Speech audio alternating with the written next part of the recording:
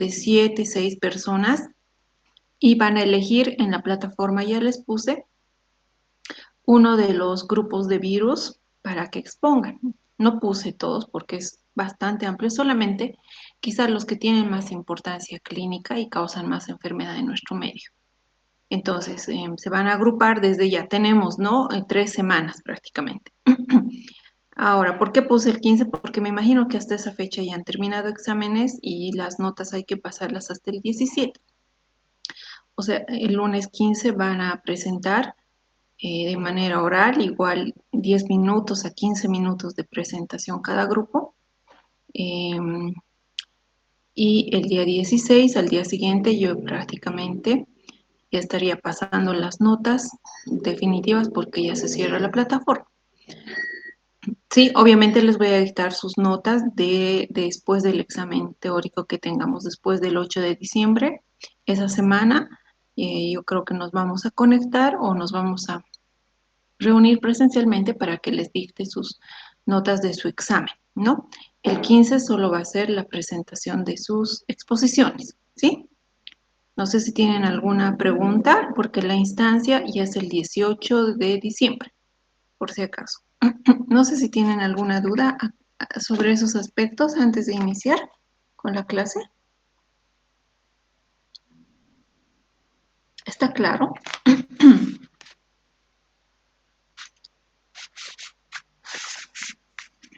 Sí, doctora. Ya, muy bien. Entonces ya prácticamente saben que el 15 de diciembre tienen una exposición, ¿sí? Ya, vamos con virus. Vamos a empezar ahora. Voy a compartir la pantalla.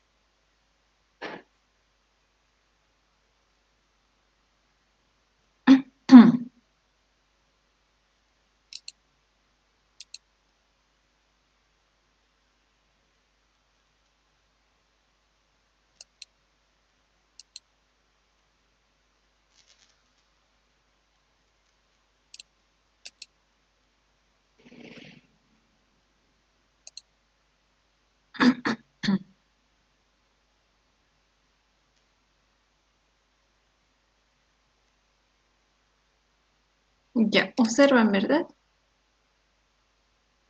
La presentación. Sí, doctora. Ya, muy bien. Ya, ahora vamos a ingresar a otro mundo de microorganismos de mucha importancia clínica también, en laboratorio y también causante de muchas enfermedades. Es más, casi la mayoría de las enfermedades a nivel de diferentes sistemas o aparatos de nuestro cuerpo, podríamos decir. Bueno, un preámbulo a la virología. Entonces, para hablar de la virología tenemos que remontarnos hacia muchos años atrás, porque estas enfermedades, epidemias, pandemias ya existían hace miles de años atrás. Por ejemplo, dice las enfermedades virales en la historia del hombre. En los últimos 1000 años, la viruela y el sarampión, que son enfermedades causadas por virus, fueron traídos a América por los colonos y exploradores europeos. O sea, ellos han traído, estaban contagiados, infectados o eran portadores y han traído a América, ¿no? Entonces la población nativa en América no tenía inmunidad porque no existían vacunas, ¿verdad? Entonces no tenía inmunidad para protegerse, por lo cual produjo una gran mortalidad en la población y fue un factor importante en la destrucción de la sociedad en esos años, ¿no? Entonces ya próximamente, en los últimos 100 años, nos dice una nueva cepa de virus influenza, el virus de la influenza, el que causa la influenza, ¿no? Que comúnmente confundimos con el resfrío, como sí, los síntomas resfrío. La influenza no es influenza española mató a más de 20 millones de personas durante el 1918-1919 en Estados Unidos, antes de la guerra mundial, antes de la Primera Guerra Mundial. Pero después, una década más tarde, otro virus que atacó, el virus de la poliomielitis, se transformó en una de las más importantes infecciones virales en niños y jóvenes, según Franklin D. Roosevelt. Posteriormente, en los últimos 25 años, un nuevo virus, que es el virus de la inmunodeficiencia humana, VIH, se ha diseminado rápidamente, causando una epidemia a nivel mundial. Y luego han aparecido otros virus causantes de epidemias y el SARS-CoV-2, el último, que nos ha causado la pandemia. Otros virus, SARS, ¿qué es SARS? Virus respiratorios, ¿ya?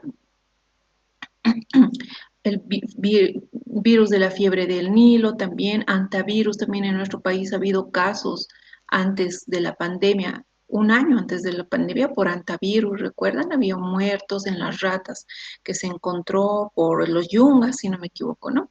Era una alerta en nuestro país, para el extranjero igual. El virus del ébola, que el ébola no llegó a nuestro país, pero sí hubo epidemia en Sudáfrica, ¿no? Y estaban controlando que no ingrese a América Latina, a Bolivia y América Latina, ¿no? Pero no logró llegar, eso fue antes del COVID también. La influenza, perdón, el ébola causó una epidemia y la influenza aviar también, porque hay varios tipos de influenza, ¿no? La influenza H1N1 antes de la pandemia y bueno, la última que es el SARS-CoV-2, un coronavirus, ¿no? Respiratorio. Entonces, estas enfermedades virales ya existían hace miles de años atrás, con la diferencia de que hace años atrás no existían las vacunas y pues moría gran cantidad de población porque no tenían inmunidad frente a estos virus. Entonces, ¿qué es un virus? ¿No? Son entidades cuyos genomas se replican al interior de la célula. Eso quiere decir que el virus necesita de una célula para vivir. Fuera no puede vivir, no son igual que las bacterias. Las bacterias fuera, en el medio ambiente, en el hospital, en la superficie, puede vivir meses, incluso años sobrevivir, ¿no? En cambio, los virus no, esa es la diferencia, que son microorganismos cuyos genomas se replican cuando están dentro de unas células. De lo contrario, no se replican, ¿sí? Entonces, usando la maquinaria sintética de esta y promueven la síntesis de elementos especializados para la transferencia de su genoma a nuevas células, ¿no? Eso es un virus.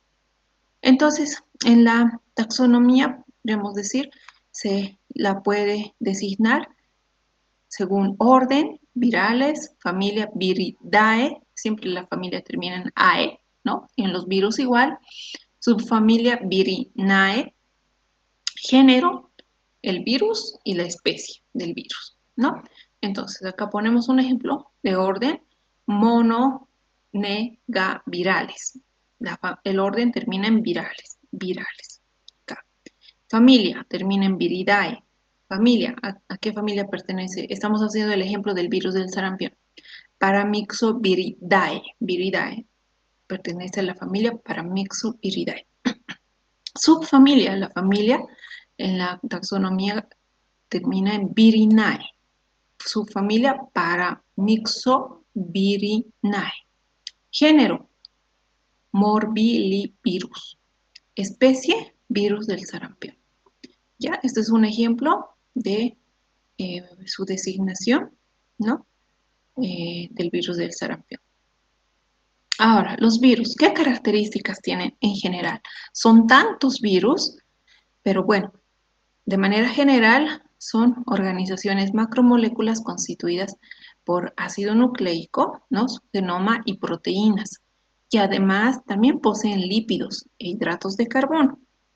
Son partículas submicroscópicas de tamaño variable, entre 10 parvovirus o 400 nanómetros de virus pox. O sea, son pequeñas, son más pequeñas que las bacterias, ¿no?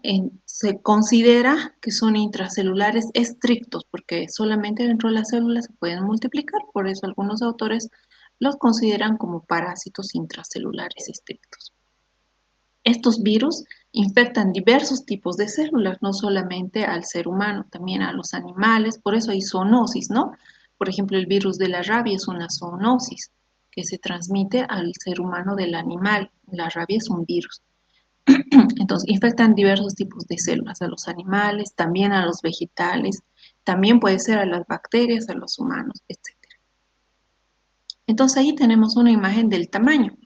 Vean, una bacteria, acá por ejemplo, que mide 1 micrón, el Staphylococcus aureus, que ya lo hemos visto, un coco gram positivo que en forma de racimo, ¿verdad? Que causa diferentes infecciones, desde infecciones de piel y tejidos blandos, sepsis, diferentes tipos de infecciones urinarias, también con menos frecuencia, pero sí, está presente. Entonces, vean acá la diferencia de la bacteria Staphylococcus aureus del tamaño de 1 micrón. La clamidia, que es una bacteria causante de infección de transmisión sexual, la hemos visto en las bacterias exigentes, que esta crece en célula, pero es una bacteria, no era un virus, ¿verdad? Crecía en cultivos celulares, no la podemos aislar en cultivos convencionales, es luego en tamaño, ¿no? Y luego los virus, que son más pequeños, como el herpes virus, el virus de la influenza, el picornavirus, causante de la polio, por ejemplo, pox virus. Entonces, son mucho más pequeños que las bacterias. ¿Se acuerdan? En la primera clase habíamos visto los tamaños, ¿no? El parásito, luego del parásito va la bacteria, luego de la bacteria el virus, luego del virus el prión en tamaño, súper pequeños. Por eso es que al microscopio óptico no podemos visualizar los virus, logramos visualizar las bacterias, ¿no? En la tinción de gramo, ustedes tiñen o en un examen general de orina, por ejemplo, que observan bacterias, porque las bacterias las podemos visualizar, pero ya los virus son demasiado pequeños que no se puede visualizar en un microscopio óptico común. Necesitamos un microscopio de mayor precisión. Entonces, en su estructura, ahí podemos observar que tiene un genoma y tiene una cápside, ¿sí? A comparación de las bacterias, ¿no? El genoma puede estar compuesto por ADN o ARN, o sea, que puede ser un virus, se denomina, este es un virus ADN porque tiene como genoma el ADN, o es un virus ARN, ¿sí? Pero nunca un virus puede tener ADN y ARN, ¿sí? O tiene ADN o tiene ARN, uno de los dos, ¿ya? Por eso también se los clasifica a los virus, virus ADN y virus ARN, los que tienen como genoma el ADN o el ARN, pero no pueden tener los dos. También en su estructura se clasificarse, podríamos decirle, en lineales, circulares, de cadena sencilla, que hay un error, ¿no? O doble. Tienen una cápside. Entonces ahí tenemos el material genético, ARN o ADN, la cubierta proteica, la bicapa lipídica, porque hemos dicho que también tiene lípidos, glicoproteínas, y tiene una cápside, ¿no?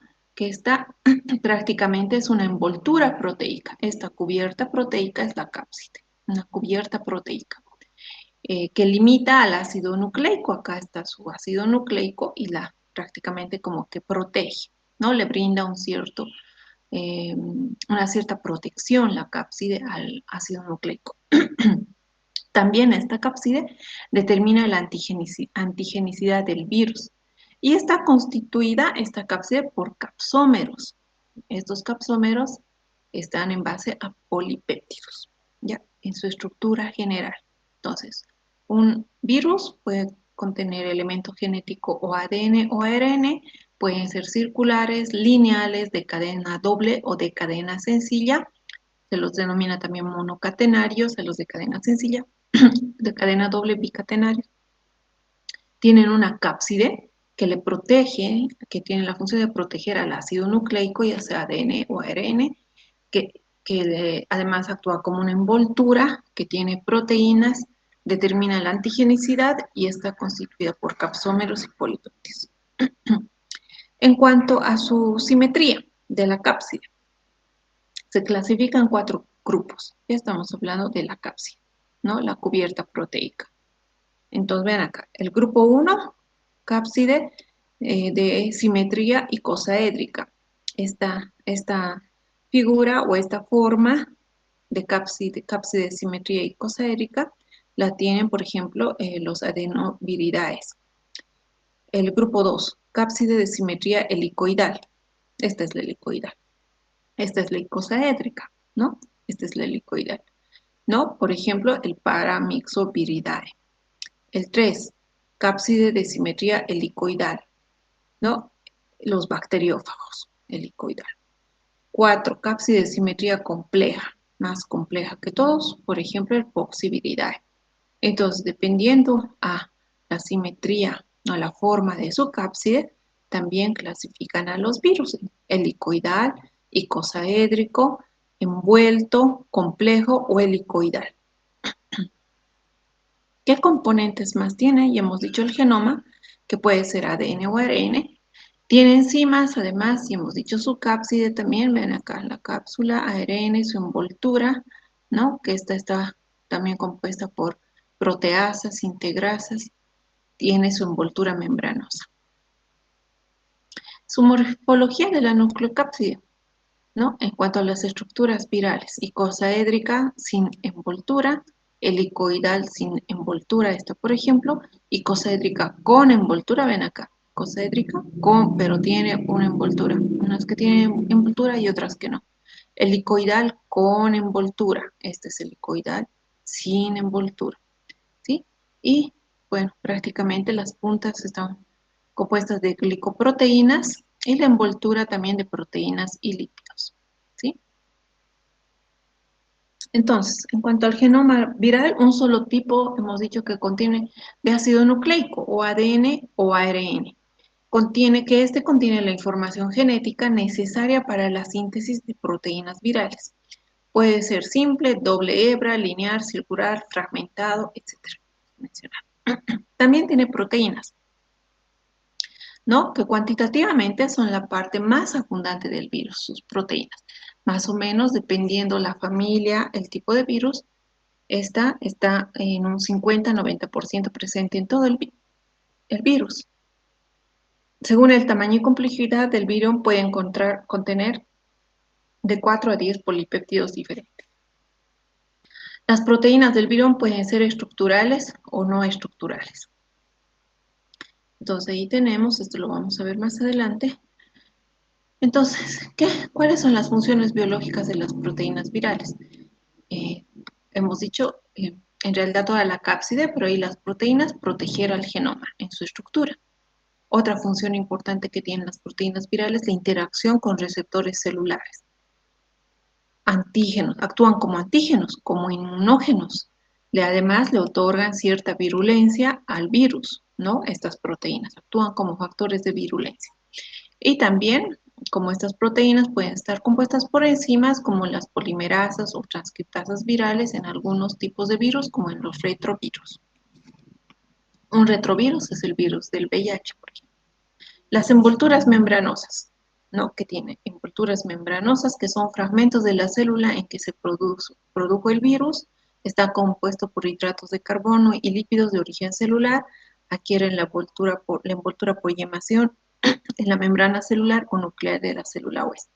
Los virus con envoltura son más patógenos. Eso es un dato muy importante. Los virus que tienen envoltura son más patógenos, pero es considerado un factor de virulencia, como por ejemplo los virus de la hepatitis, el virus del VIH, SIDA, virus de la gripe, ¿no? Y los virus desnudos carecen de estas membranas y por lo tanto se consideran menos patógenos que los que tienen envoltura.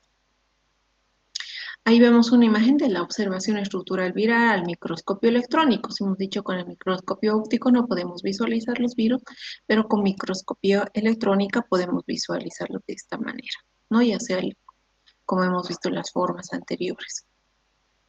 Estas son las morfologías, por ejemplo, del rotavirus, del virus del ébola, ¿no? Del paroxivirus, del HIV con microscopía electrónica, ¿no? No podemos observar. Entonces, esta morfología prácticamente es la que hemos descrito acá, morfología, esta es de la nucleocápside, ¿no? La morfología también, la que hemos visto en la imagen, ¿sí? Entonces, esas son imágenes al microscopio electrónico, ¿no? De los diferentes tipos de virus. Y vamos a ver cada uno de estos, ¿no? Por ejemplo, acá tenemos la estructura del adenovirus, ¿no? Que prácticamente son virus que también infectan, podemos decir, en nuestro medio, a rotavirus, adenovirus, a los niños, causan diarreas. Generalmente los que no están vacunados en el programa PAI han visto que existe el esquema de vacunación, por lo tanto no deberían enfermarse, pero quienes tienen más posibilidad de enfermar, los que no han adquirido inmunidad y en ellos los que obviamente no se han vacunado. Este es una fotografía también de fotografía electrónica, donde acá se observa de esta manera el virus del papiloma humano, ¿no? Que también un grupo expuesto en la anterior clase, muy bonito, que se puso muy bien, este virus, que lo vamos a volver a ver en esta exposición porque es importante que sepan, este virus de papiloma, también conocido por sus siglas en español, HPV o VPH, virus de papiloma humano, ¿no? Que se considera en realidad una enfermedad de transmisión sexual. Antes se conocían como enfermedades, bueno, las ITS, enfermedades de transmisión sexual, ahora se denominan así. Antes se denominaban enfermedades venéreas, pero bueno, son sinónimos, ¿no? Es más común que existe, en realidad el virus del HPV siempre existió, ¿no? Y prácticamente hay genotipos, perdón, de virus que causan cáncer de cuello uterino, ¿no? Sobre todo el 16 y el 31 son los que más existen más de 200 genotipos de HPV. Algunos están relacionados con el cáncer de cuello uterino, que es lo más frecuente y la principal causa de muerte en las mujeres, ¿verdad? En edad ya sexual activa. Y bueno, los otros genotipos no están asociados a cáncer de cuello uterino. Por eso también ya existe la vacuna, ¿no? Y generalmente se tiene que inmunizar a las mujeres antes de que empiecen a tener su vida sexual activa, ¿no? Entonces, vieron, ¿no? Que a las niñas están vacunando y el gobierno también tiene las vacunas. Entonces es importante porque es la principal causa de muerte en mujeres, el cáncer de cuello uterino. Entonces el HPV, virus de papiloma humano, que lo vamos a volver a ver también en sus presentaciones, se observa así en la microfotografía electrónica.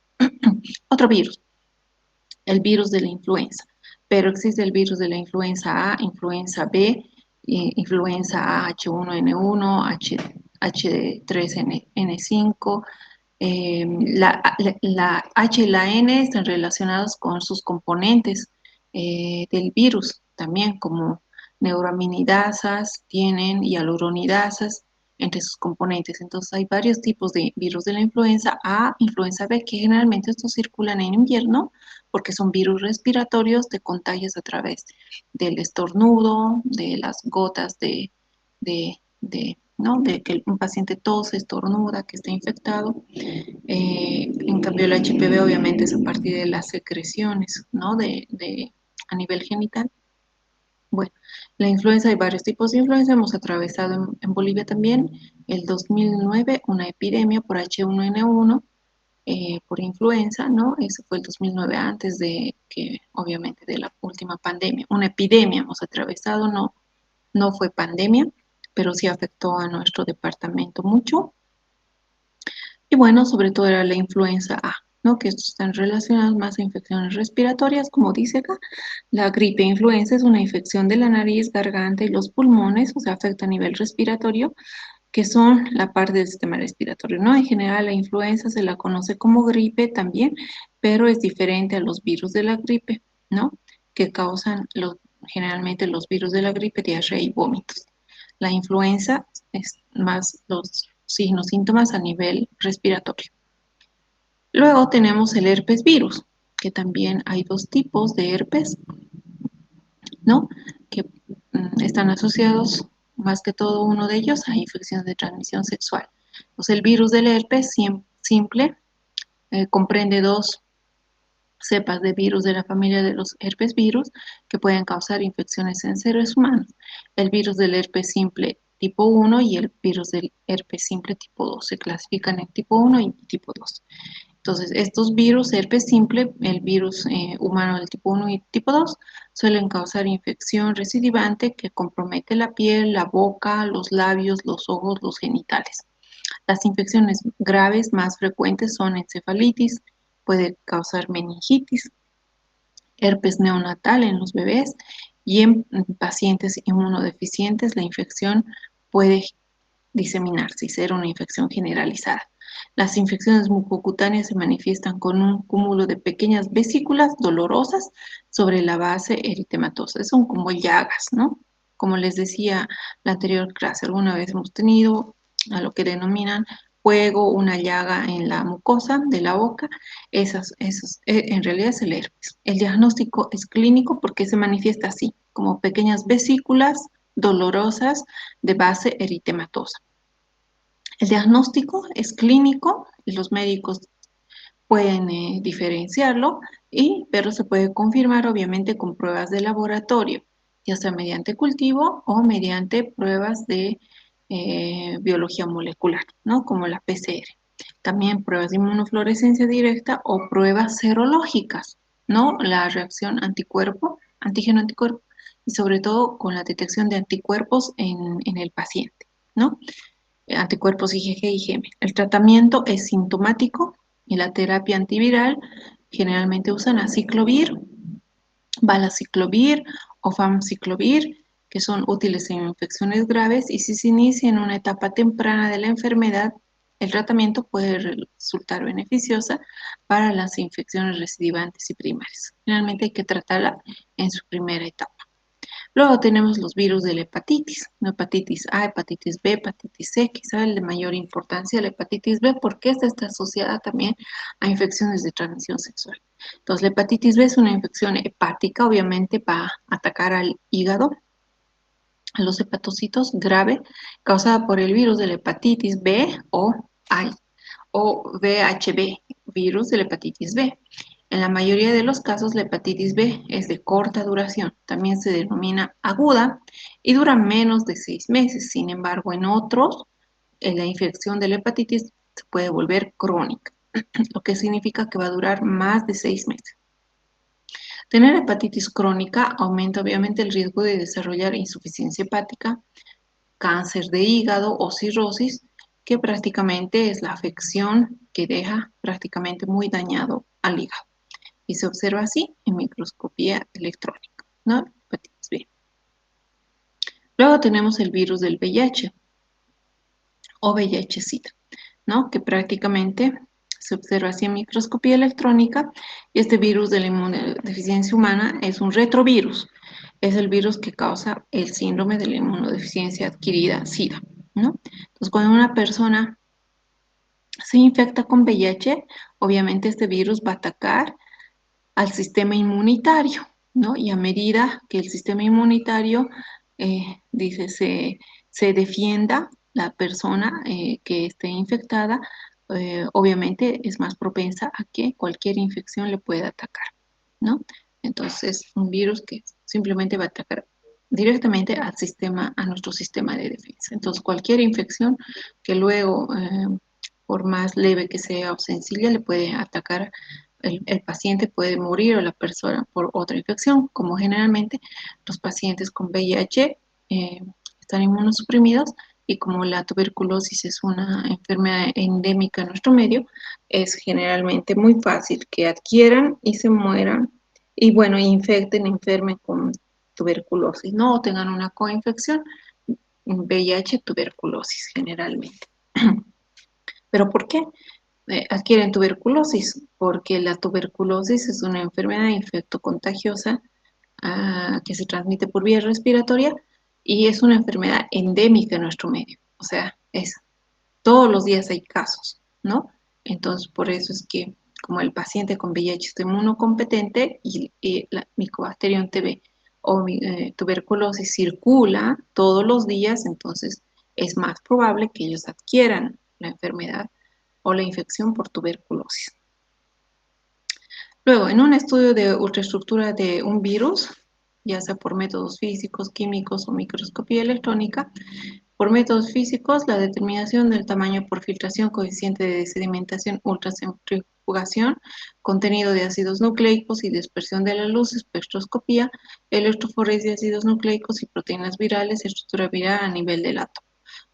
Por métodos químicos también se puede realizar, determinando la composición y naturaleza de los componentes del virus, su relación de construcción de su partícula viral, también se estudian sus proteínas, lípidos, sus ácidos nucleicos, y la microscopía electrónica básicamente entrega dos tipos de información. Una, el recuento total del número de partículas virales en una muestra y la morfología de esas partículas. Eso es lo que nos entrega la microscopía electrónica. Entonces, hay criterios de clasificación viral según el tipo de ácido nucleico, como les dije, puede ser ADN o ARN, se los clasifica. También se puede clasificar según la simetría de la nucleocápside, según la presencia o ausencia de la envoltura o manto, hemos dicho, ¿no? Algunas que tienen, las que tienen son más patógenas, según el modo de transmisión, también algunas se transmiten por vía respiratoria, otras por vía sexual, etcétera, según a qué tejidos afecta y según la enfermedad que produce como tal, ¿no? O el síndrome. Ahí tenemos, por ejemplo, los virus ADN, los que tienen como genoma el material genético ADN, ¿no? ¿Cuáles son? Los Poxviridae, los Herpes viridae, Adenoviridae, Papoviridae, Epapdaviridae, Parvoviridae. Son ADN, virus que tienen como material genético ADN, virus ADN. Los virus ARN, de polaridad positiva. Coronavirus, ¿no? Arenavirus, acá estamos hablando, ¿no? Viridae, la familia. Coronaviridae, Arenaviridae, Picornaviridae, Calciviridae, ¿no? Son virus RNA de polaridad positiva. Y bueno, ahí tenemos, ¿no? La clasificación de los ADN virus, por ejemplo, los de doble cadena, los de simple cadena, ¿no? Los sencillos o doble circular, lineal, el herpes viridae, paporviridae, adenoviridae, y lo mismo, la de envoltura simple o la envoltura doble. O, perdón, con envoltura y sin envoltura. Hemos dicho los que tienen envoltura son más patógenos, ¿no? De cadena sencilla o los complejos, acá. ¿No? Con envoltura, sin envoltura. Sin envoltura pueden ser circular, lineal, ¿no? Los de doble cadena. Y acá tenemos las familias de virus según su clasificación de su estructura. En los virus ARN, lo propio, ¿no? Los de cadena simple positiva, cadena simple negativa, los de doble cadena, los que tienen envoltura, no envoltura, por ejemplo, los de cadena positiva simple con envoltura, Togaviridae, Coronaviridae, Retroviridae. Los de cadena simple positiva sin envoltura, Picornaviridae, Calciviridae, ¿no? Los de cadena negativa simple con envoltura, Orthomyxoviridae, Paramyxoviridae, Rhabdoviridae, Buyyaviridae, Arenaviridae, Filoviridae. Es doble cadena, no, sin envoltura, Reoviridae. Y eso es lo mismo que hemos visto en la imagen anterior, su estructura viral, ¿no? Icosaédrica, como un rombo, ¿no? Envuelto, icosaédrico envuelto, esto simplemente no envuelto, y acá este está envuelto, ¿no? Envuelto. Virus helicoidal no envuelto, y este es el otro virus helicoidal, pero con envoltura. La envoltura hace que los virus sean más patógenos como factor importante de virulencia. Y su envoltura está compuesta por lípidos, hemos dicho por enzimas y además tiene espículas glicoproteicas. Estas espículas que ven acá, ¿no? Eso está en la envoltura, que son espículas glicoproteicas. Y ahí igual lo mismo, vemos de forma helicoidal, icosaédrica, mixta, helicoidal, icosaédrica, como el bacterio, compleja, como la viruela, el virus de la viruela, adenovirus, el virus de VIH, el virus del ébola, el virus de la influenza. Ya, en su cápside, ¿no? Que está compuesta por una cubierta proteica que esta tiene la función de proteger al genoma, ¿no? Esta está formada por capsómeros, ¿no? Y ahí tenemos icosaédrica y ven acá, estos son sus capsómeros, ¿sí? Compleja y helicoidal también. Ahí adentro está el material genético, este es un virus RNA o RN y está con una cubierta proteica que está compuesta por muchas subunidades globulares idénticas. Entonces, también tenemos unos virus denominados zoopatógenos, que son virus dermótropos que producen principalmente lesiones visibles de la piel y mucosa, tejidos y comprenden, por ejemplo, la viruela, virus de la viruela, virus del sarampión, la rubiola, la varicela, el herpes zóster. Estos virus zoopatógenos, neumótropos también, que son productores de enfermedades respiratorias como la gripe porcina H1N1, la pistacosis, la neumonía o neumonitis por virus y el resfriado común, ¿no? También tenemos otros denominados virus, igual zoopatógenos, pero neurótropos, que estos son causantes de enfermedades en los tejidos nerviosos, como por ejemplo la poliomielitis, que afecta el sistema nervioso y va a causar parálisis infantil. La rabia también afecta el sistema nervioso, ¿verdad? Han escuchado el último caso de rabia que hemos tenido de la interna de medicina. Son enfermedades que afectan el sistema nervioso, muchas de ellas son altamente mortales, como la rabia, la encefalitis o encefalomielitis, entre otras. Este es el virus de la rabia, el virus de la polio. Y los también virus viscerótropos, que son productores de enfermedades que atacan sobre todo los órganos internos. Por ejemplo, la fiebre amarilla, este es el virus, imagen de electrónica, la hepatitis infecciosa y la ictericia por suero homólogo. Entonces ahí tenemos, por ejemplo, la enfermedad que producen de los más importantes o más comunes, el tipo de virus que es y la vía de contagio. Por ejemplo, el virus de la rabia, ¿qué tipo de virus es? Raptivirus. La vía de contagio a partir de heridas, por eso es que cuando los cachorros muerden a las personas o causan pequeñas heridas, es la vía de contagio a través de, ¿no?, su saliva contaminada o que contenga los virus, a través de la herida pasa al huésped. El resfriado común, ¿qué tipo de virus es? Es un rinovirus. La vía de contagio a través de persona infectada, persona susceptible, el aire, por los estornudos, saliva, gotículas. Lo mismo, la gripe pertenece al ortomixovirus. La vía de contagio, el aire. El sarampión también es un tipo de virus paramixovirus. La vía de transmisión, por el aire, igual, ¿no? En los bebés, en los niños. La parotiditis también pertenece a los paramixovirus, también el contagio a través de la tos, estornudo, gotículas, y la misma situación la varicela, que es un herpes virus, el virus de la varicela. Se contagia a través del aire. Seguimos con poliomielitis, es un poliovirus y el contagio es a través del agua.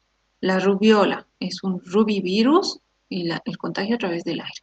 La hepatitis B Es prácticamente el tipo de virus picornavirus y la vía de contagio vía sexual. SIDA es un retrovirus, ¿no? Y la vía de contagio a través de los objetos contaminados, por ejemplo, con sangre, ¿no? Las agujas, estiletes en los quirófanos, ¿no? Y la vía sexual.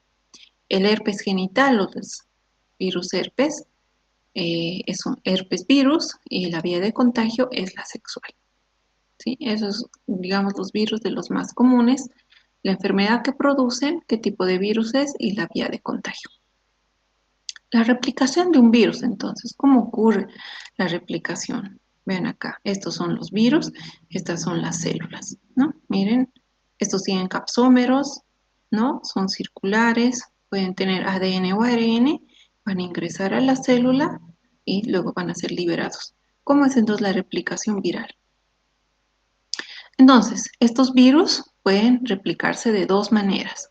Uno a través de su ciclo lítico o ciclo lisógeno, ¿no? Entonces ahí tenemos, este es el ciclo lítico y el ciclo lisógeno. Acá tenemos el ADN del bacteriófago, por ejemplo, acá que está ingresando a la bacteria o al cromosoma bacteriano, ¿no? Y una vez puede replicarse a través de su ciclo lítico o a través del ciclo lisógeno o lisogénico. Ahora lo vamos a ver. Por dos formas, la replicación ciclo lítico o ciclo lisógeno o lisogénico. El ciclo lítico, ¿qué ocurre a través del ciclo lítico? Como está acá, miren tantos virus, virus, virus. Primero, ocurre una fijación, o sea que el virus se coloca sobre la superficie de la célula que va a infectar. Esta es la célula, ¿no? Entonces el virus se coloca encima de la célula que va a infectar, cierta parte de su cápside, ¿no? Embona como una llave con su cerradura en un receptor de la membrana de la célula hospedera, ¿no? Miren acá cómo está. Luego penetra, la penetración, el virus va a inyectar su material genético, ya sea su ADN o ARN, va a inyectar a la célula. Vean acá su material genético, está inyectando. Este no inyectó, este ya inyectó, está inyectando y este ya inyectó, ¿no? Su material genético. Entonces, la cubierta de la proteína prácticamente queda fuera.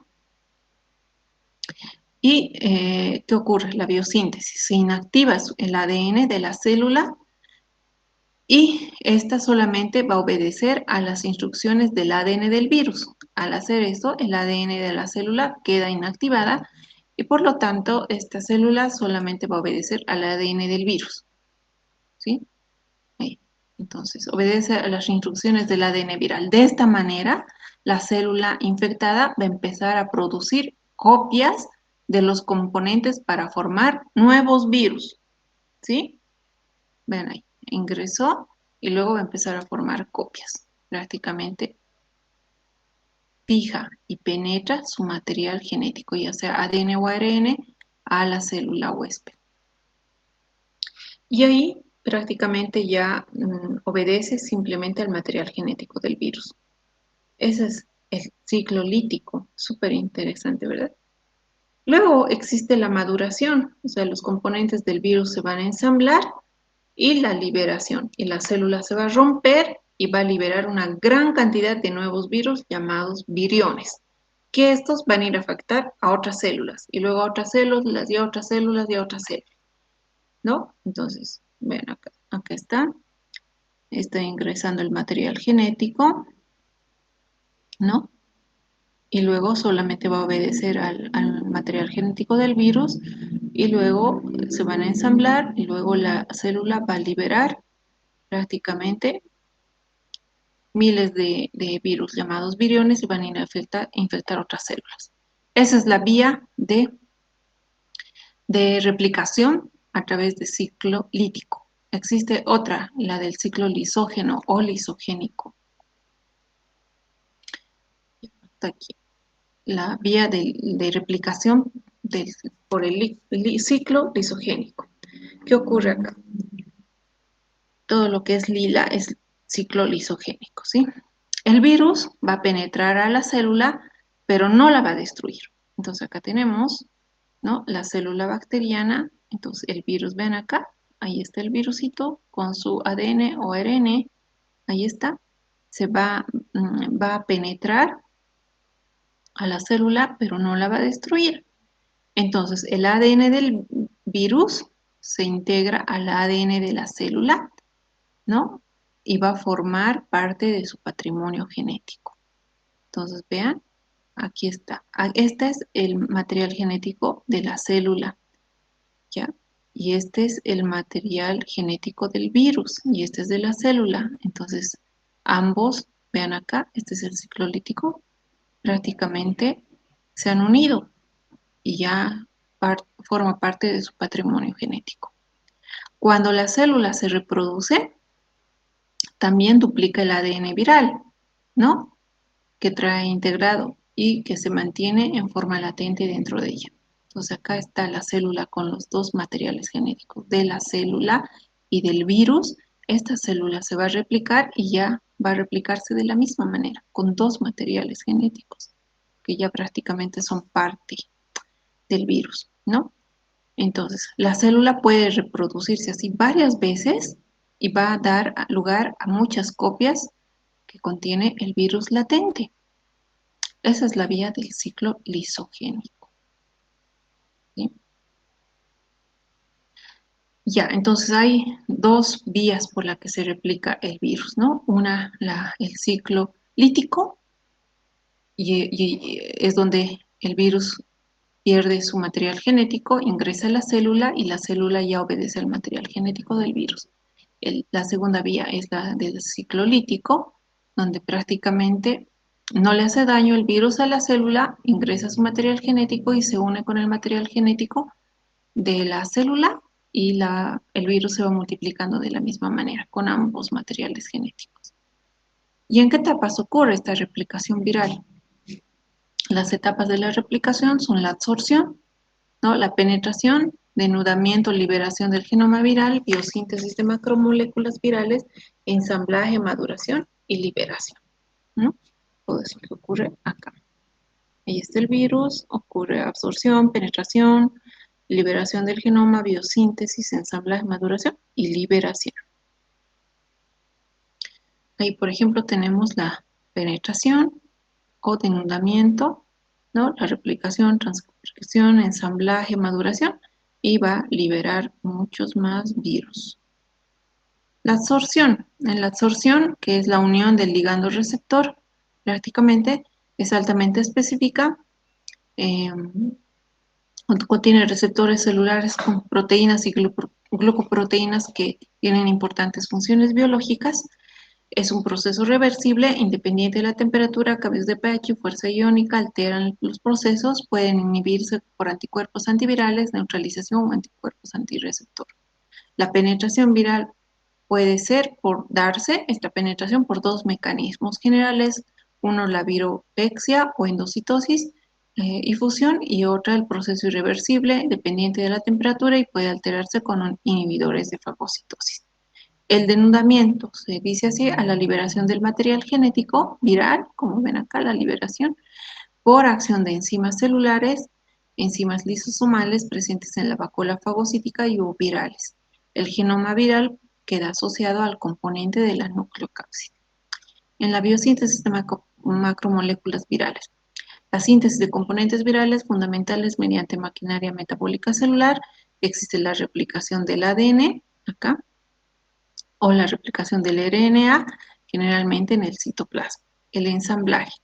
La formación de la cápside proteica y su asociación con el genoma viral, ¿no? El virus ADN se produce en el núcleo, el ensamblaje, y en el virus ARN se produce el ensamblaje en el citoplasma. En virus desnudos, el ensamblaje permite formar nucleocápside completa ya cuando es un virus maduro. Y el virus con manto, la formación de nucleocápsides se produce al salir de la célula, adquiere el manto. Luego la liberación o salida, ya sea por lisis, destrucción, virus desnudos, o por yemación, que se denomina a la liberación con aquellos virus con manto. Y luego ocurre la salida. del virus de la célula y va a infectar otra célula y ocurre todo el mismo proceso y luego va a infectar otra célula y miles de células, ¿no? Y acá se ven fotografías electrónicas donde prácticamente el virus es expulsado ya sea por yemación o por otro método. Este es el ciclo viral donde prácticamente acá está la absorción viral del tiempo transcurrido en horas y acá está la curva de crecimiento de los virus en los mamíferos, por ejemplo. El periodo eclipsado, el periodo de latencia, ¿no? Sube la curva y el total de los virus que se van multiplicando y la concentración de células infectadas. ¿Sí? Voy a mostrarles la siguiente presentación para complementar.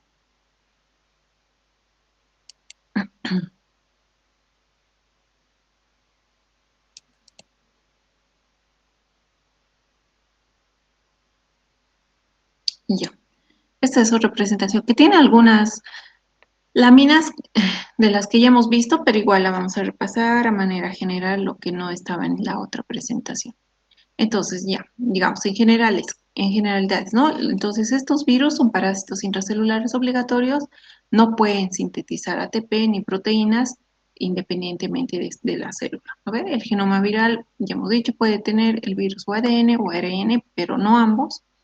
Estos virus poseen una cápside proteica, algunos tienen una envoltura y los componentes virales se ensamblan y no se replican por división. Se ensamblan, ¿no? Por el ciclo lítico o el ciclo lisogénico. ¿Por qué es importante el estudio de los virus? Por muchas causas. Una, importancia biológica. Todos los seres vivos del planeta tienen virus que los parasitan. Todos. Importancia clínica. Los virus son los causantes de numerosas enfermedades. Por ello es importante estudiarlos. Además, estos virus son importantes herramientas en investigación. Utilizando virus se ha avanzado, por ejemplo, en biología molecular, ¿no? Que ahora los métodos moleculares, más que todo, detectan enfermedades virales. El conocimiento de genes, ¿no? Por ejemplo, en HPV no se conocía tantos genotipos que ahora se ha descubierto y algunos asociados con cáncer, otros no, que anteriormente, que no eran por los métodos moleculares, se desconocía. ¿No? También importante en investigación sus mecanismos de replicación, de transcripción, de ácidos nucleicos, etcétera. Entonces tiene una importancia clínica muy importante. Y acá lo mismo que vimos los tamaños, ¿no? Esta es una célula de una planta, una célula animal, la bacteria y los virus más pequeños, que son en comparación a tamaño, ¿no? Que estamos hablando prácticamente de micros. Los componentes, igual que hemos dicho, que está compuesto por ADN o ARN, material genético, enzimas, su nucleocápside, ¿no? Su envoltura que está cubierta por glicoproteínas de membrana, etc. El genoma puede ser ADN o ARN, ¿no? Si tiene ADN puede ser de doble cadena, de simple cadena, puede ser de cadena lineal, cadena circular, el de doble cadena como el herpes virus, adenovirus, papilomavirus, poliavirus, el de simple cadena lineal, parvovirus, circular, virus bacterianos. El RNA, mayoría simple cadena o lineal, genoma fragmentado o segmentado, por ejemplo, el virus de la gripe, Orthomyxoviridae, y de doble cadena los reovirus, ¿no? Esto prácticamente características en cuanto a su genoma viral. También la polaridad, los virus ARN, como hemos visto en la anterior presentación, pueden ser polaridad positiva o polaridad negativa. A los que son polaridad positiva, polaridad positiva, codifican como ARN mensajero y que se traduce a proteína. Los de polaridad negativa deben pasar a ARN positiva primero para poder traducirse a proteína. Y la polaridad mixta o bisentido, por ejemplo, existen, que son los arenavirus. La cápside, lo mismo que hemos visto en la anterior, glucoproteína, acá está el genoma, la cápside, envoltura, ¿no? Esta cápside que observamos acá, esta es su envoltura todavía. Algunos que tienen envoltura y otros que no.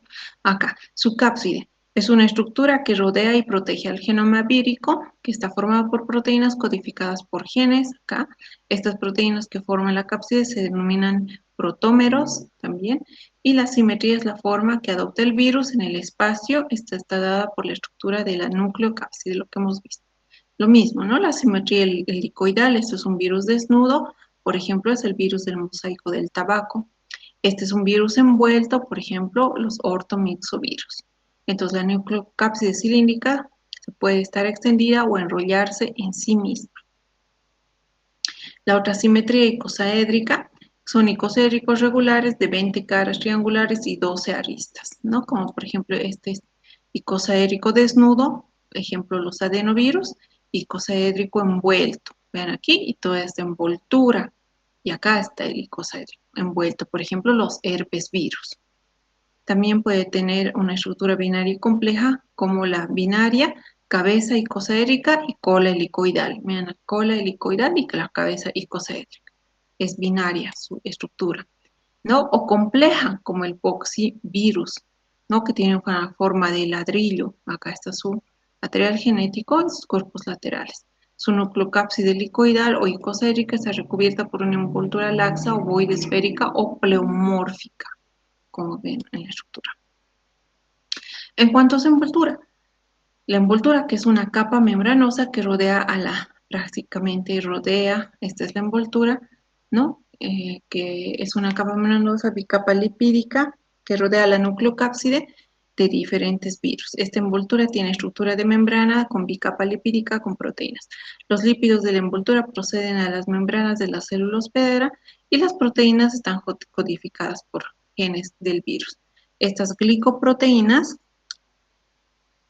tienen unidos azúcares, sobresalen de la membrana sus espículas. Estas son las espículas, ¿no?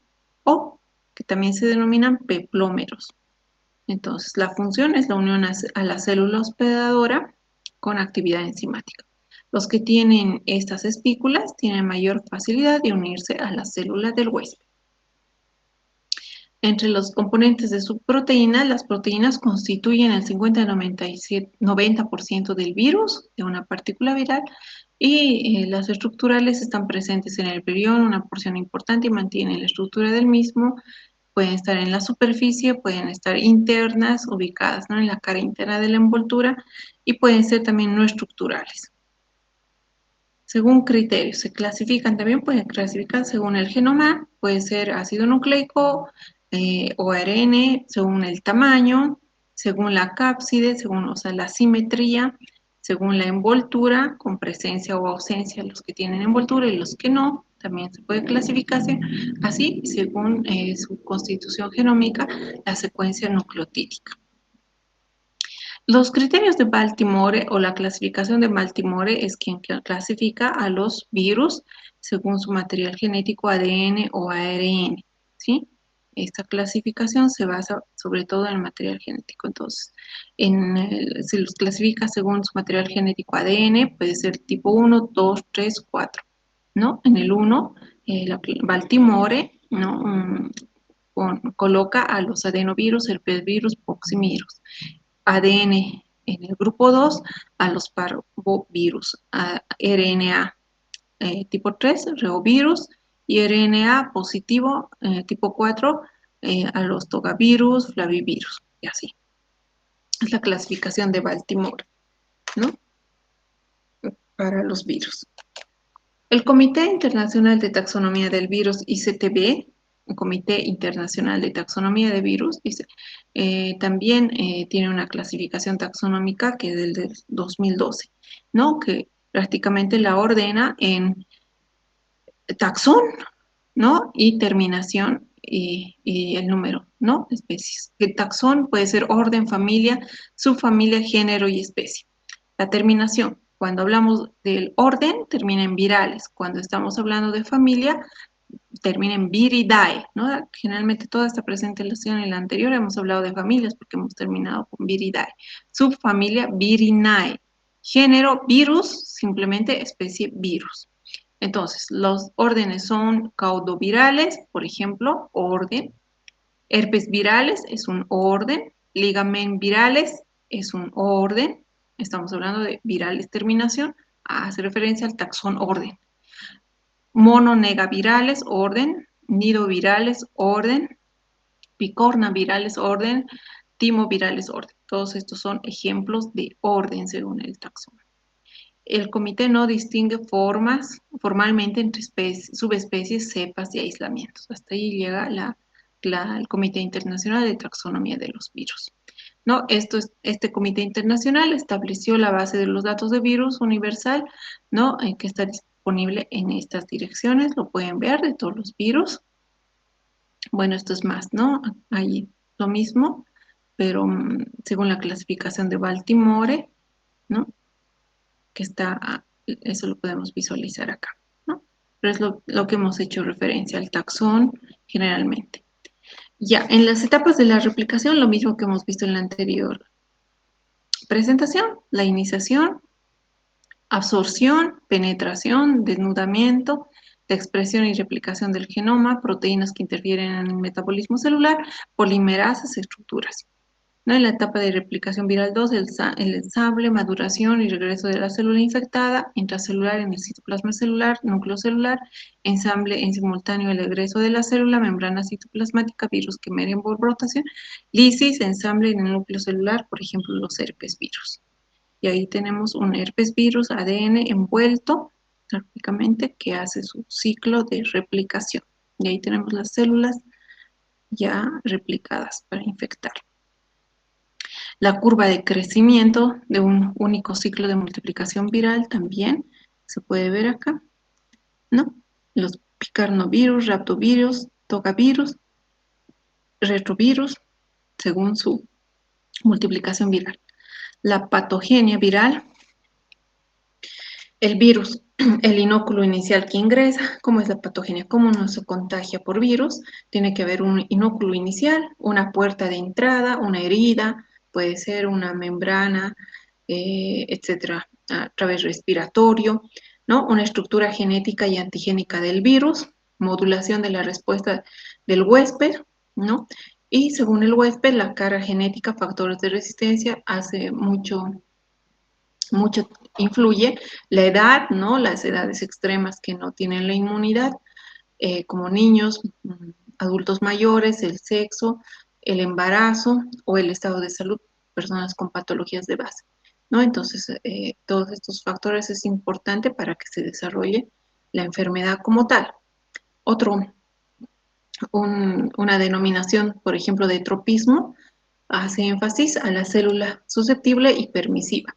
La relación del virus del huésped es específica dada por la unión de proteínas virales a receptores de la membrana celular. El virus afecta a una especie, por ejemplo, a los humanos, como en el ejemplo del virus del sarampión. Estos virus, también otros que producen zoonosis, que tienen relación con animales, como el virus de la rabia, ¿no? Virus que afectan un tejido, como hepatótropos o neurótropos. Virus que afectan muchos tejidos pantótropos, como por ejemplo el virus del sarampión.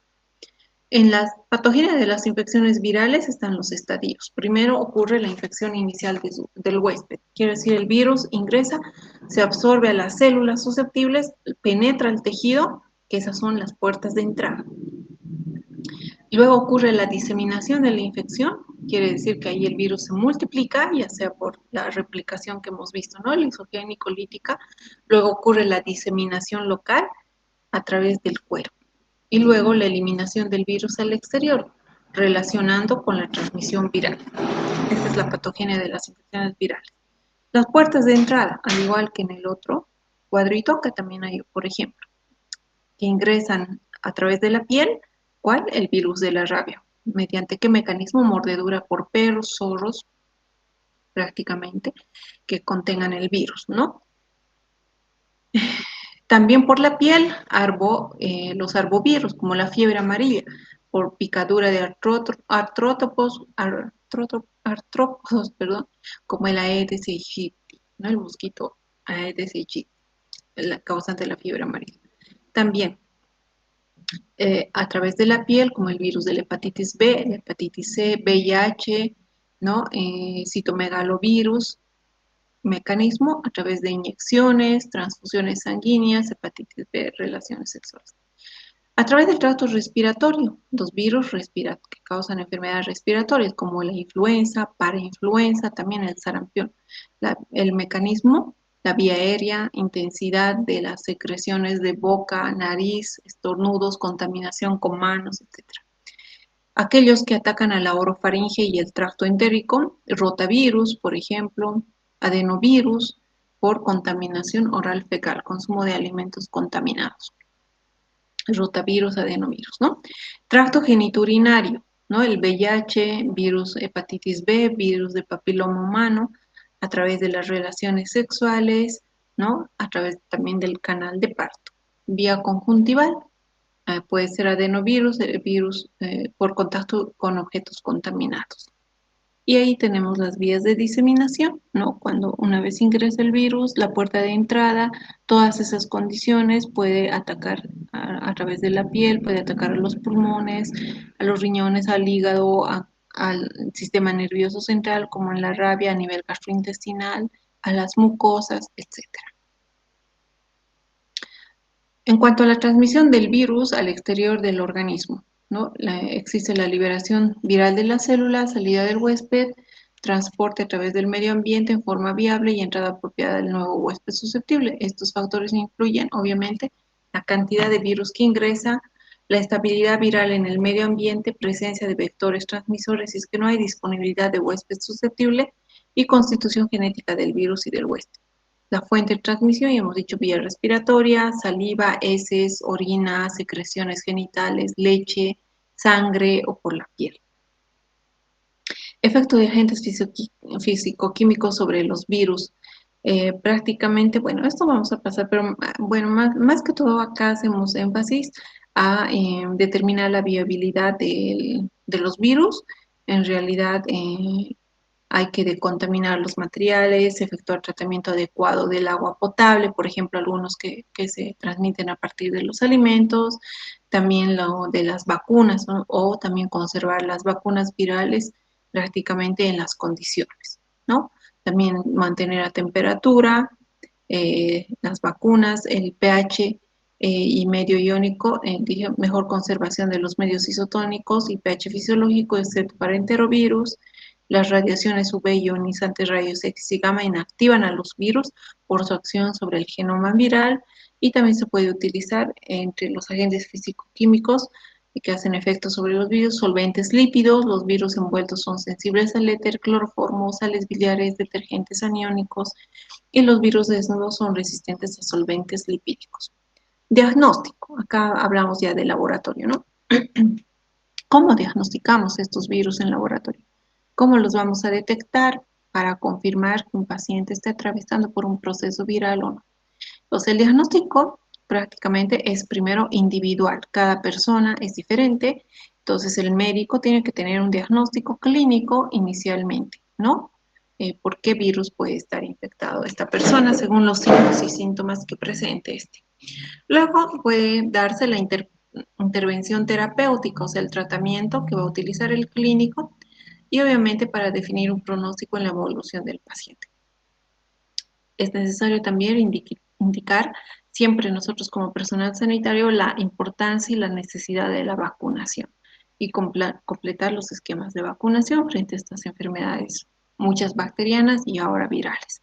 La vigilancia epidemiológica, o sea, incidencia de enfermedades, cepas circulantes de virus, también es importante que como personales de salud sepamos y para adoptar medidas de salud pública en la comunidad, sobre todo enfocado a los clínicos. Entonces, ¿cómo analizamos o detectamos en laboratorio? Bueno, con diferentes métodos, ¿no? Pero la calidad del diagnóstico virológico está condicionado por la calidad de la muestra, ¿no? O sea, una buena muestra, una buena toma de muestra obviamente condiciona la calidad del diagnóstico por estos virus. Ahora, ¿qué muestra? Obviamente el tipo de muestra que vamos a usar va a ser del tipo de patología de virus, aquellos que producen infección respiratoria, aquellos que producen infección de transmisión sexual, obviamente la muestra va a ser diferente, dependiendo qué es lo que ocasiona este virus o cuál es el diagnóstico clínico que tiene el médico en base a los signos y síntomas que esté presente en un paciente. El tiempo de toma de muestra dentro de los 7 días iniciados del cuadro clínico. Para la serología también puede ser 14 a 21 días. Entonces, en cuanto a calidad, viabilidad viral, integridad del genoma, o sea que los virus estén viables, que su genoma esté íntegro, que no tenga inhibidores, digamos, la muestra, que nos pueda alterar la detección de los virus.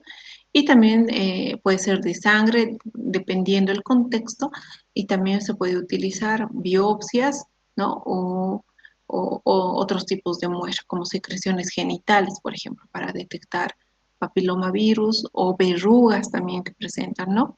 Y conservarlas en condiciones de transporte adecuadas según protocolos. Entonces, tipos de muestra, por ejemplo, para detectar la rabia, que causa una infección del sistema nervioso central y es mortal, la muestra va a ser pues sangre, orina o líquido cefalorraquídeo. Por ejemplo, para diagnosticar a un paciente con influenza, ¿no? Entonces, que causa una infección respiratoria baja, las muestras van a ser en nasofaringes, ¿no?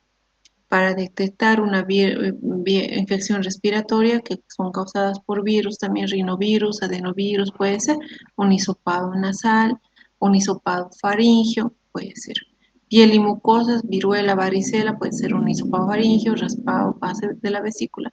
Un exantema que está ocasionado por la rubiola puede ser sangre con heparina, líquido cefalorraquídeo, hisopado faríngeo. Aquellos que producen conjuntivitis, el adenovirus, el hisopado ocular. Una infección sistémica por virus, por ejemplo, citomegalovirus, adenovirus, se puede detectar a través de muestra de sangre, orina, hisopado faríngeo, líquido cefalorraquídeo. Aquellos que en los niños les producen diarrea infantil, en los bebecitos, sobre todo porque no les vacunan, el rotavirus. Entonces, ¿dónde vamos a detectar que ese bebé esté con rotavirus? Tiene diarrea, obviamente en su diarrea, en la materia fecal. La hepatitis, ¿no? Hepatitis A, B o C, el SIDA, el virus del SIDA, ¿no? Entonces, esos que producen infección por hepatitis A, por hepatitis B, por VIH, en la sangre, o sea, separada, en el suero, en realidad, ¿no? Entonces, necesitamos sangre sin anticoagulante. Bueno, esas de manera general las muestras que requerimos para identificar los diferentes virus que tienen diferentes manifestaciones clínicas. En cuanto a la recolección y transporte, ¿no? Entonces, ya, dependiendo del muestra de sangre, de suero, de 3 a 10 ml, obviamente tiene que ser en tubo estéril. Los hisopados, por ejemplo, tienen que ser en medio de transporte para virus, no para bacterias, ¿no? Medio de transporte viral. Los fluidos en tubo estéril, biopsias, necropsias en tubo estéril con medio de transporte viral, líquido cefalorraquídeo en tubo estéril, materia fecal, puede ser heces fecales en un frasco limpio. Y ahí tenemos las curvas de detección de virus y los anticuerpos. Esta es la curva de detección por métodos directos y métodos rápidos de un virus, ejemplo, y estos son los anticuerpos. O sea, se detecta más, ¿no? Es un método más rápido de detectar por métodos directos y los anticuerpos prácticamente tenemos que esperar más días post-infección para poder detectar en métodos, en anticuerpos en sangre, ¿no? La IgM se va a elevar antes, la IgG después. Estos son métodos indirectos, detección de anticuerpos. Entonces, si hablamos de los métodos directos, se detectan los métodos directos y métodos indirectos para diagnosticar a una persona que está infectada por virus. Los métodos directos detectan la presencia del virus en su muestra clínica. O sea, detección del virus como agente infeccioso. ¿Cuáles son estos métodos? El aislamiento viral. Uno. Detección de una partícula del virus. Eso puede ser por microscopía electrónica. Detección de antígenos virales. Puede ser por IFI, inmunofluorescencia. Genomas virales. Puede ser por biología molecular, PCR en tiempo real. Eh, reacción en cadena de la polimerasa, ¿no? Y métodos moleculares. Estos son los métodos directos porque, como se pueden observar, se dan cuenta, estamos yendo a detectar el componente del virus, ya sea el material genético, una partícula o su genoma. Por eso se denominan métodos directos. Y los métodos directos son más rápidos y más específicos. El aislamiento viral. Acá, si hablamos de aislamiento viral, que es un método directo, es un método de diagnóstico clásico, es un sistema de amplificación que incrementa la cantidad de virus presente en la muestra. Generalmente, obviamente, se tiene que trabajar con virus viables. La cepa aislada puede conservarse, permite la posterior caracterización del virus, permite la detección de diferentes agentes virales, incluso aquellos no sospechados inicialmente. Entonces tenemos en cultivo primarios, diploides continuos, por ejemplo, en líneas celulares, no crecen. Obviamente en los medios convencionales necesitamos cultivo celular, por eso en líneas celulares. Esas líneas celulares están a base de riñón de mono, por ejemplo, riñón de conejo, riñón de embrión humano. Ahí desarrollan muy bien influenza, parainfluenza, virus sincitial respiratorio, adenovirus, otro tipo de cultivo, el diploide, una línea celular fibroblastos, donde desarrollan muy bien citomegalovirus, adenovirus, rinovirus. Continuos, tipo de cultivo continuos. La línea celular puede ser EP2, A549, Vero, L20B. Acá, por ejemplo, desarrollan muy bien los virus de la parainfluenza, influenza, ¿no? Virus sincitial respiratorio, virus de la poliovirus, etcétera. Citomegalovirus. No, virus de la varicela zoster, perdón. Entonces, también debemos hablar de efecto citopático, de efecto SP, que se denomina, que es el cambio morfológico producido en las células infectadas que puede visualizarse microscópicamente. O sea, existen cuerpos de inclusión, células multinucleares acá, sincicios celulares y la vacuolización citoplasmática. Eso es lo que ocurre como podemos decir, producto o observación de un campo morfológico que prácticamente están en las células infectadas y cuando observamos al microscopio puede ocurrir este efecto citopático. Las desventajas de estos métodos, baja sensibilidad del efecto de este último, ¿no? Deben utilizarse combinaciones de líneas celulares, siempre requieren confirmación. Existen virus que son difíciles de aislar y otros que son de lento crecimiento, como el citomegalovirus. Generalmente los resultados pueden demorar por estos cultivos celulares de 6 a 7 días hasta 14 días. Es laborioso, se requiere personal altamente entrenado y se requiere una estructura de laboratorio súper especial. Se debe trabajar en condiciones de esterilidad porque son líneas celulares en cabina de flujo laminar con aire de flujo, etc. La microscopía electrónica. En este método podemos visualizar directamente las partículas virales en muestras. Es un método rápido, no requiere virus viable, puede estar el virus muerto y lo observamos. Es un procedimiento abierto, tiene alto costo y el mantenimiento de este microscopio electrónico es complejo. Tiene su sensibilidad que está relacionada con la alta concentración de partículas virales y generalmente la microscopía electrónica se usa para muestras de materia fecal en diagnóstico de gastroenteritis virales, como por ejemplo pacientes con diagnóstico o que estén infectados por rotavirus, por adenovirus, norovirus, astrovirus. También en líquidos de ampollas, ¿no? En tejidos de biopsias, etcétera, autopsias. Luego tenemos la fotografía electrónica del virus, de virus, ¿no? Sobre todo acá, simplemente adenovirus, herpesvirus, rotavirus, enterovirus. También existen los métodos de inmunofluorescencia, se llama IFI o IF, método de inmunofluorescencia, isocianato de fluoresceína. Es directa, es fácil de usar, existe una conjugación de cada anticuerpo viral, es un método indirecto, es sensible, es versátil, se requiere un microscopio de fluorescencia con luz UV. ¿Sí? Es un método válido que se utiliza igual. Existen otros métodos indirectos, estamos. Método de ELISA, un inmunoensayo, se denomina. Prácticamente acá el formato de anticuerpos doble sándwich, en cambio de color indica la presencia del antígeno del virus. Acá la detección de anticuerpos IgG y IgM, ¿no? También detección de antígeno. Es un método versátil en fase sólida o líquida. Existe integridad de la muestra, la integridad de la muestra no es tan importante, pero es ventajoso para el transporte de muestra prolongado, a muestras diversas. En este método también existe la posibilidad de automatización. Instrumentos de laboratorio están disponibles para que puedas realizar la detección de antígenos como anticuerpos. En la detección de antígenos tenemos, por ejemplo, para muestras respiratorias, se puede utilizar hisopado nasal, lavado broncoalveolar, hisopado faríngeo y va a detectar virus sincitial respiratorio, influenza B para influenza, virus para otiritis. También la muestra puede ser para la detección de antígeno, piel o hisopado mucosa para el virus de la varicela zoster, por ejemplo. Para el virus simplex virus, herpes simple virus. Conjuntiva o hisopado de córnea, también adenovirus, virus herpes simple.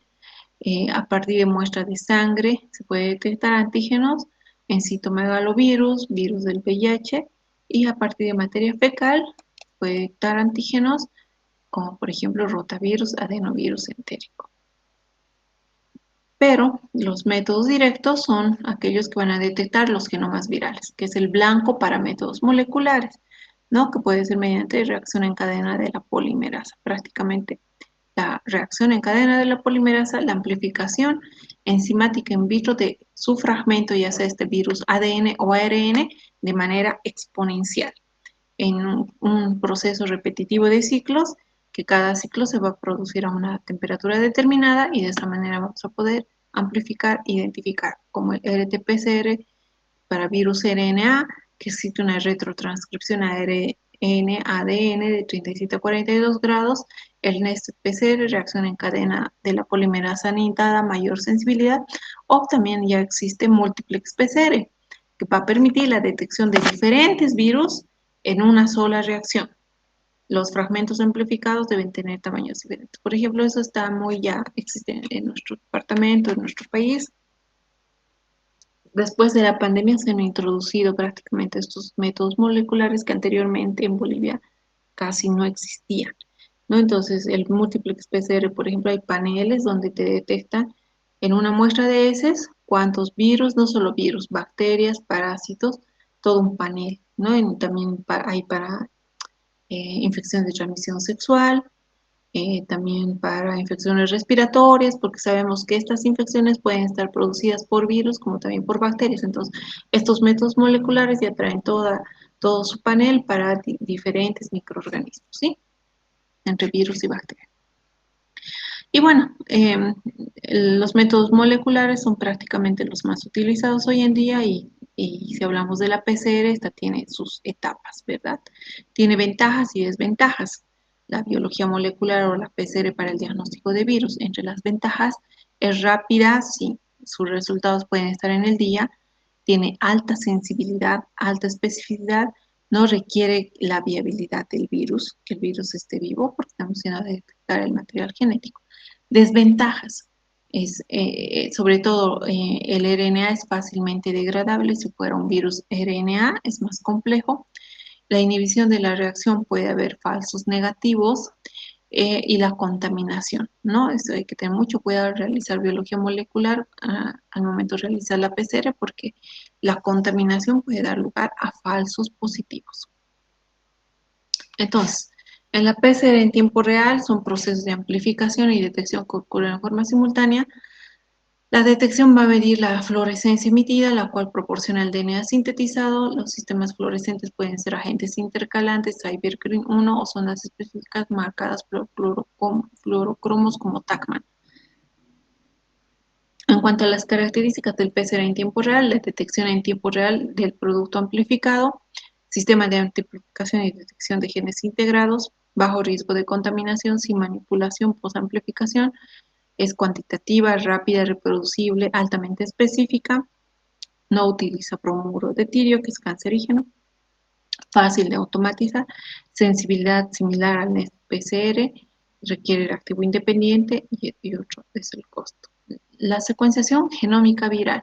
Esa secuenciación se da a partir de una secuenciación nucleotídica a partir de productos de la PCR, donde tiene que ocurrir la detección de la resistencia a los antivirales, como en VIH plasma y citomegalovirus, la identificación de sus serovirus, detección de cepas mutantes, cepas derivadas de la vacuna saben con capacidad patogénica, detección de cepas recombinantes y aplicaciones epidemiológicas. Entonces, secuenciación genómica viral prácticamente también se va implementando en nuestro país.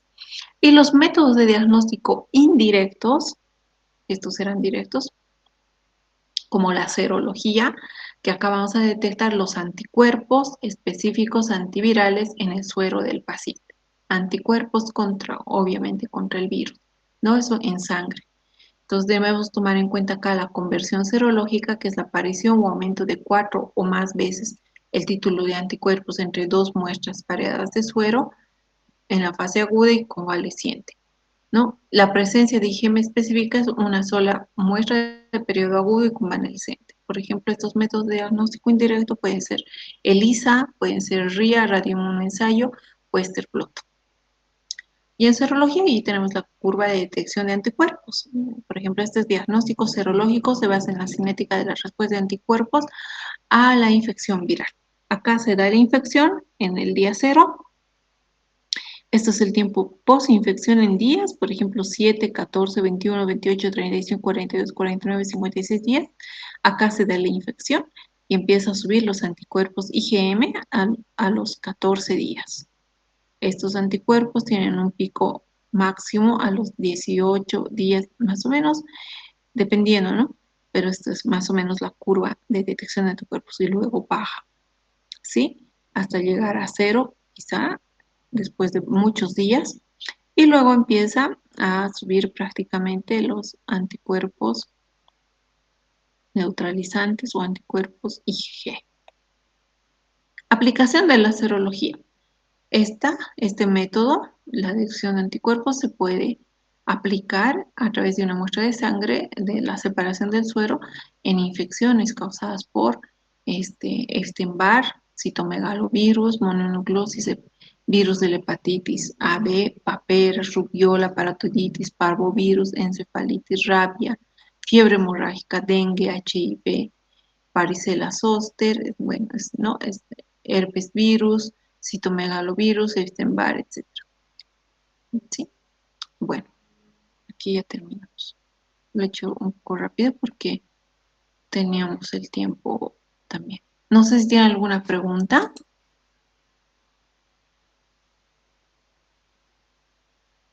¿Alguna pregunta, muchachos? En un preámbulo a lo que son los virus. Otro mundo de estudio de los microorganismos. ¿Alguna pregunta?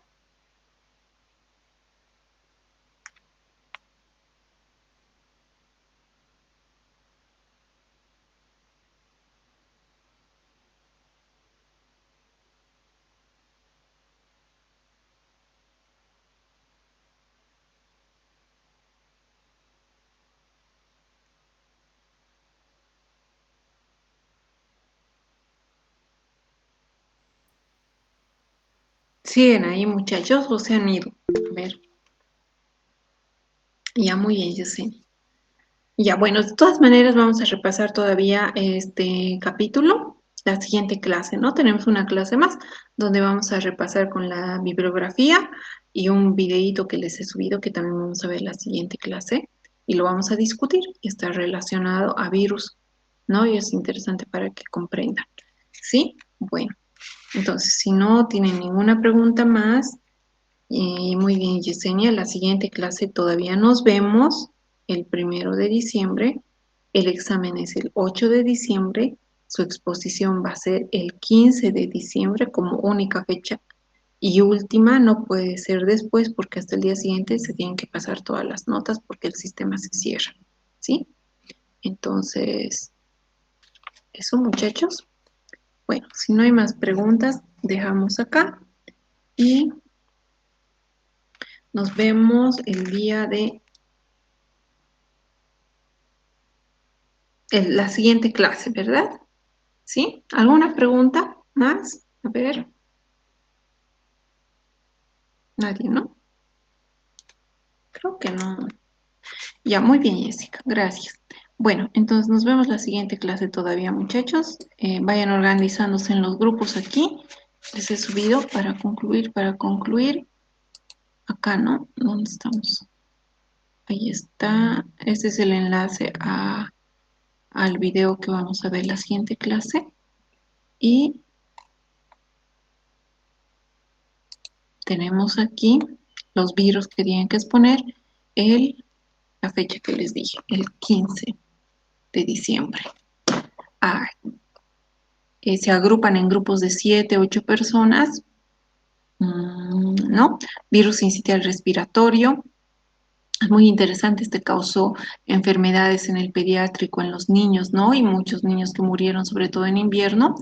Virus de la influenza, que siempre hay epidemias o casos, y sobre todo en invierno, y a muchos nos da influenza. Con seguridad que ustedes han atravesado. Hay que ver qué tipo de influenza, eso lo van a presentar cuando exponga el grupo. Coronavirus o SARS-CoV-2, en realidad un coronavirus son varios, pero acá les estoy poniendo SARS-CoV-2, el que causó la pandemia o COVID-19 también, ¿no? El virus de la rabia, otro interesante, que prácticamente ha causado la muerte de una interna, y había muchos casos más, ¿no? Porque su perrito no le vacunaron. Virus de la hepatitis es causante de infecciones a través de alimentos contaminados, la hepatitis A, la hepatitis B a través de relaciones sexuales, ¿no? Que daña al hígado. Rotavirus, adenovirus, que es un virus que generalmente causa diarreas y ataca a niños que no son vacunados, a bebés, ¿no? Está en el esquema de vacunación. Entre los retrovirus, virus del VIH, si bien en la anterior clase expusieron, ahora debemos volver a tomarlo en cuenta porque es un virus que prácticamente causa mucha infección en población joven, ¿no? Papilomavirus, igual, estos dos relacionados a infecciones de transmisión sexual, ¿no? Que también está muy prácticamente en muchos casos cada día, en población joven cada vez se observa más también. Y arbovirus, entre arbovirus pueden hablar en la época de lluvias que ya vamos a empezar, prácticamente aparecen los mosquitos, está el dengue, está Zika, chikungunya, los tres, y los tres tenemos en nuestro país, sobre todo en el lado de Chapare, del oriente, también llega a Cochabamba. Ha habido muchos casos, ¿no? Por Zika, por chikungunya y por dengue. Los tres de manera resumida. El grupo que quiera puede hablar de arbovirus, porque ahora que estamos entrando a época de lluvia, va a haber muchos casos de dengue, de Zika y de chikungunya, ¿sí? Bueno, eso es, muchachos. Entonces, sin más que decir, nos vemos la siguiente clase y vayan apuntándose con su representante de grupo a uno de los temas, pero no se vale repetir, no puede haber un grupo que exponga el mismo virus. Por favor, eso tómenlo en cuenta, ¿sí? Bueno, muy bien, muchachos. Nos vemos la Doctora, siguiente. ¿Sí? una consulta. ¿Vamos a tocar los mismos puntos que la anterior exposición? Sí, yo Ahí les está voy bien. a detallar de todas formas, pero sí los mismos puntos. ¿Sí? Está bien, gracias, doctora. Ya Buenas le muestro. noches. Muy bien, entonces se apuntan con anterioridad y bueno, la presentación es para 10 minutos y no cometan el error ahora, eso tienen que saber todos. No es que yo tenía que exponer esta parte y a mí me tocaba esta parte, no, ¿no? Eso, por favor, porque es 10 minutitos, ¿no? Es simplemente tomar en cuenta lo general, no lo preparen para más tiempo, porque igual no nos va a dar el tiempo. Es enfocar en lo principal. Y ustedes cuando estén ensayando tienen que calcular su tiempo, porque han visto que a grupos que se han pasado yo les he cortado, porque no puede ser más de 10 minutos. Es puntual la presentación, entonces todos deben saber, ¿sí? Ya, muy bien, muchachos, nos vemos el siguiente lunes, que descansen. Hasta luego, doctora.